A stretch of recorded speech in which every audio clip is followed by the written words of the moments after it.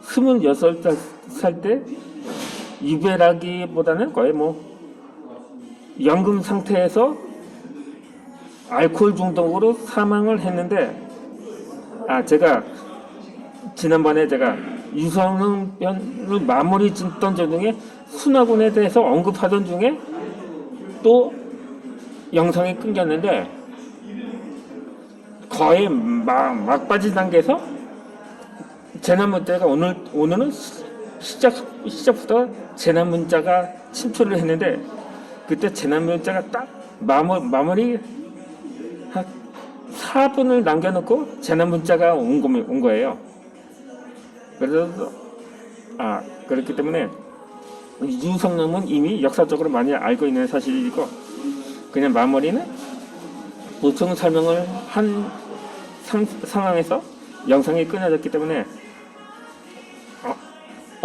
어쨌든 이 순화군 임해군 다 후사가 없었던 것은 그가 혼인을 하기 전에 이미 사망을 했기 때문인 거죠. 그렇게 그 여성들을 강간하거나 살해했기 때문에 올 사람이 없는 거예요. 누가 미쳤다고 이 순화군과 임해군과 혼인을 하겠습니까? 아무리 당시에는 중매가 대부분이었다고 하지만, 더군다나 순화군은 그 모친의 상중에서도 그 당시 후궁을 강간 살해하는 만행을 저질렀기 때문에 이미 소문이 자자해서 그 순화군이 혼인 상대를 하면 기겁을 하고 거절을 했던 거죠. 아마도 그렇기 때문에 순화군한테는 그렇게 후사라고 할 것도 없죠. 적통이 아니었기 때문에. 그리고 장자였던 임해군도 마찬가지였고요. 그렇게 어쨌든 때문에 오히려 유일하게 후사를 남겼던 인조에게 적통계보를 제시한 것이 아닌가 하는 이 나이 대충 먹은 연사의 생각입니다.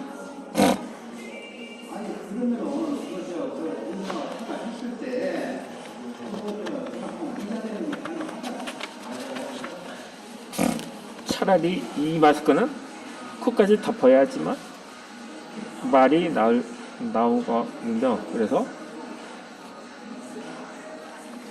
이 계보를 인조의 가계도를 보면 이거는 사실 자료 화면이 필요한데, 이게 이 무편집 스마트폰으로 촬영을 하고 있기 때문에 보여드리기도 그렇고, 또 거의 시간이 다 되는 관계로 다음 영상에선